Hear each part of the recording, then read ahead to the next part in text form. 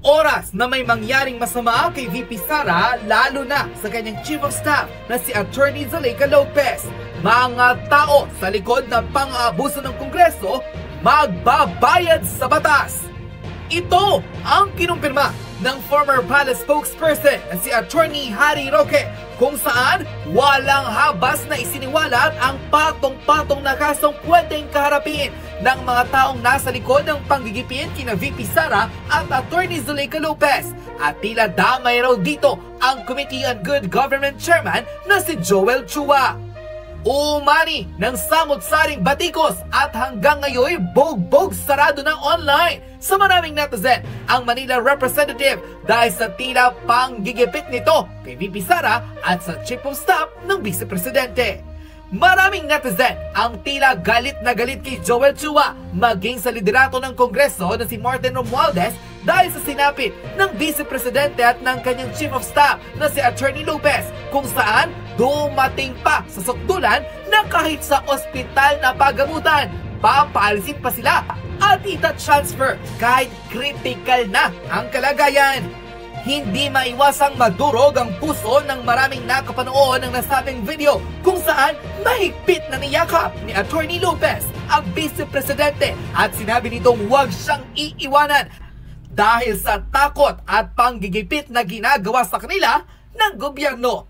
Dahil dito, hindi na nakapagpigil at maluha-luhang sinabi ni Attorney Harry Roque na hindi na tama ang ginagawa ng pamahalaan, lalo't ang dalawang babaeng kanilang inaakusahan ay nagtatrabaho lamang ng tapat para sa mamamayan. Kung sino pa raw talaga ang convicted criminal tulad ni Castro, siya pa ang malayang nakakapamasyal sa publiko. At ang mga abogadong trabaho lamang ginagawa, pilit na pinagtutulungan ng mga kongresista. Babala ni Attorney Harry Roque, sukdula na ang kasamaan ng pamahalaan at may hangganan ang lahat ng kanilang kagaguhan. Dahil kapag napatunayan na may mangyayaring masama kina VP Sara at Attorney Lopez, magbabayad silang lahat at posibleng maharap pa sa patong-patong na reklamo. Panoorin ang naging matapang na pahayag ng dating presidential spokesperson na si Attorney Harry Roque, kung saan pinatunayang madedemanda ang sinumang taong nasa likod ng panggigipit kina VP Sara dahil labag na raw ito sa saligang batas. Narito panoorin ang full video. Unang-una, hindi po sila kriminal. Yung mga nasa correctional, yung mga nasentensyahan na, in fact, no? Abay, dun pa ilalagay sa correctional mismo kasama ng mga convicted felons, no? Ang dapat ang naroroon ay yung gaya ni Franz Castro at hindi ang gaya ng isang abogado na si Zulaika Lopez na ordinaryong manggagawa ng gobyerno. Pangalawa, separation of powers.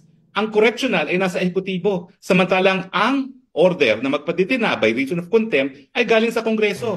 So kinakailangan may sariling kakayahan ang Kongreso na ikulong yung mga ipinasasite niya for contempt. At sa Amerika nga, dahil wala silang ganyang kulungan, hindi nila ginagamit yung power to cite in contempt. Pati nga pala yung pulisya, ha? Ang American Congress, meron silang tinatawag na DC Police, no? Dahil hindi rin po pwede na yung police na sa ilalim ng ehekutibo ang gagalaw para sa Kongreso dahil nga po sa separation of power.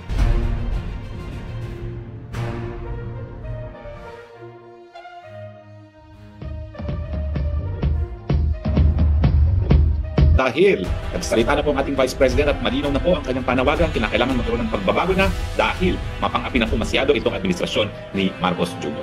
At nakita naman po natin ang tapang at ang linaw ng mensahe ni VP Sara, hindi nakatagap-tanggap ang mga kababalaghan na ginagawa ng gobyerno ito, kasama na dyan yung pag-aapi sa mga ordinaryong mga mamamayan. Pero syempre, anong ginawa nila sa Kongreso? Abay, nako, alas 8 ng umaga, on todo press conference at syempre ang sisipag ng House Beat reporters dahil lahat sila ay naroroon para pakinggan ang Chairman Joel Chua na sabihin na lumabag sa saligang batas ang ating VP Sara nung siya ay nag-practice ng law. Ano ba talaga ang ginawa ni VP Sara? Siya po ay nanindigan para sa karapatan ng tao na isang ordinaryong mamamayan na nagkataong Chief of Staff niya. Bakit nalabag ang karapatang pantao niya? Una-una, illegal ang kanyang pagkakakulong. Yung kanyang pagkakakulong for contempt ay parusa dahil siya ay sumulat sa COA doon sa kanyang paniniwala na habang hindi pa final ang naging findings ng COA, hindi dapat isa publiko kung ano man yung finding na yon. Pangalawa, Sinabi na ng Korte Suprema yung kapangyarihan ng Kongreso magpakulong ay hindi para magparusa, kung hindi para madepensahan yung existence mismo ng Kongreso. At ano naman ang ginawa ni Atty. Laika Lopez para ma-challenge o maging banta sa existence ng Kongreso? Wala naman po. Pero hindi lang po yan yung talagang paglabag sa kanyang karapatan. Totoo naman po na siya ay nadetena, siya ay nag-file ng motion for reconsideration, pero ang order ay malinaw na dapat siya ikulong dyan sa House of Representatives Detention Center. Pero hating gabi, ay parang magnanakaw sa gabi, ay talagang lumabas sa order na inilipat siya sa correctional.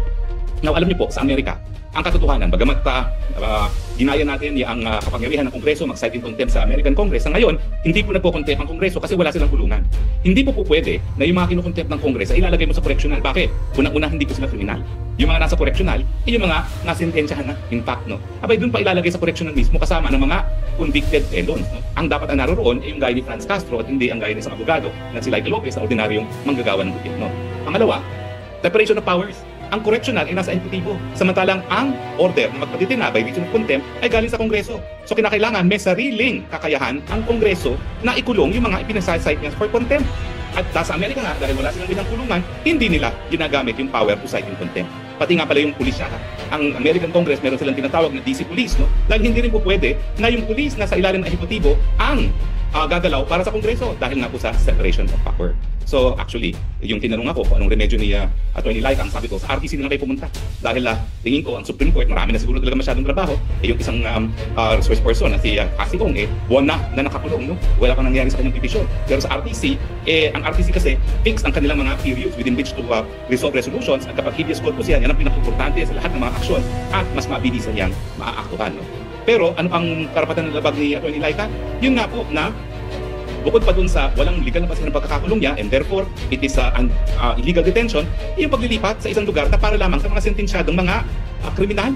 Bakit mo ihahalo sa sentensyadong kriminal ang tao na wala namang krimen na ginawa? In fact, hindi po krimen ang contempt of Congress.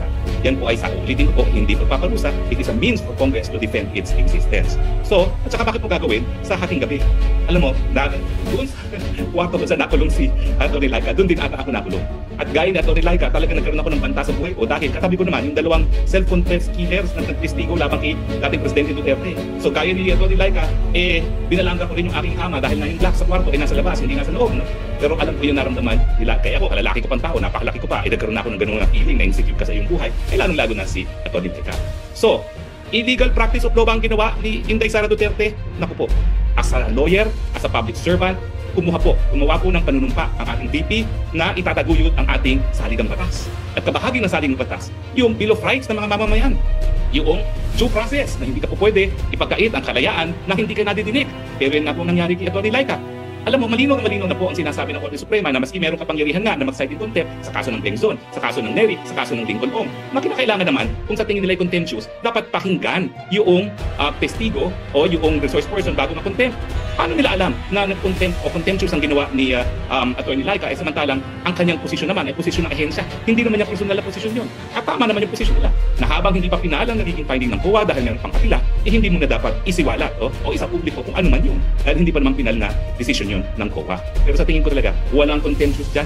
Dahil ang Atty. Laika naman, sumagot, bumalik pa nga from LA. Ang pagkakamali niyan, kung ako'y nakausap ko si Atty. Laika, sasabihin ko na po, huwag ka na umasa ng fairness dyan. Kaya nga ako'y hindi na umarap dyan. Dahil talagang mailap na po, imposible magkaroon ng fairness sa ganyang proceeding na alam natin na ang kanilang pakay ay durugin ang mga Dutertes at ang kanilang mga abyado. So hindi po illegal practice yun. Yan po ay obligasyon, hindi lang ng mga abogado, kundi lahat po na nagtatrabaho sa gobyerno na itataguyod ang karapatan ng pantao dahil yan po ay kabahagi ng ating saligang batas na sinumpaan nila na itataguyod. In fact, kung wala pong ginawa si VP Sara dyan, krimen po yun. Dereliction of duty. At baka siya ay makontempt pa bilang, hindi lang contempt, baka madisqual pa bilang isang abogado. Dahil pinayagan niyang malabag sa kanyang nakikita. Siya isang testigo in her person. Nakikita niya, may personal knowledge siya. Dali nalabag ang karapatang pantao at wala siyang ginawa. Alam nyo, nung ako'y nagtuturo, sinasabi ko, bukod pa doon sa obligasyon ng mga abogadong itaguyod ang karapatang pantao, meron tayong tinatawag na natural advocacy.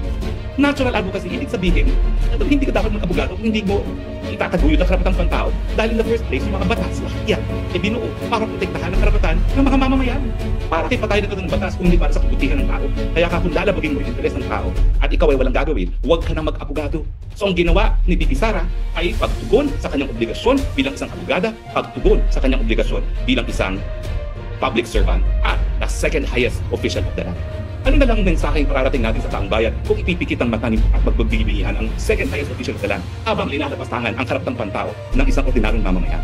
Nandoon na tayo na kaibigan niya at kanyang chief of staff, pero bago siya naging kaibigan at naging chief of staff, siya po ay isang ordinaryong mamamayan ng bayan natin. So hindi po yan papalusahan. Ay, alam niyo naman ang Kongreso, kung lang gamitin niya for impeachment, gagawin nila yan. Pero warning lang po, eleksyon na mga kongresista ha, kung sa tingin niyo laos na ang mga Duterte, pag-isipan ninyo bakit hanggang ngayon matapos ang lahat ng putik na ibinato nyo kay VP Sara, number 1 pa rin siya sa survey kung sino ang mananalo sa eleksyon, kung magkakaroon ng eleksyon. At nandyan pa ang kanyang ama na hanggang ngayon ay 80% pa rin ang approval at trust rating nung siya ay bumaba sa pwesto. Wala na pong ibang presidente na ganyang kataas ang approval at trust rating nang sila ay umalis sa pwesto. At pagdating ng halalan, Congressman Chua, Congressman Silveto, yung isa pa sa taga Batangas, naku po, pupulutin kayo sa hangpungan. Abuti naman po, ganyan naman po ang demokrasya. Mga mamamayan ha, mga kababayan, yang mga nagpagamit sa World Committee, huwag niyo pong iboboto yan. Dahil pag yan po ay nanatili sa kapangyarihan, abusado na ngayon, lalo pang magiging abusado sa susunod na Kongreso kung sila ay mabibigyan na naman ng mandato.